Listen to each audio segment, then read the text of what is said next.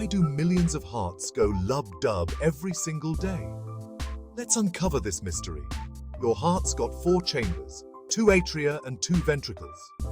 When the upper chambers, the atria, contract, they push blood into the lower chambers, the ventricles. The lub sound happens when the valves between these chambers close. This prevents blood from flowing backward. Then, the ventricles contract, sending blood to your lungs and the rest of your body. The dub sound? That's the valves between the ventricles and the arteries shutting tight. So, every lub-dub you hear is your heart working hard to keep you alive. Isn't that amazing? If you found this cool, hit that like button. Don't forget to comment, subscribe, and share this video with your friends. Let's keep the curiosity beating strong.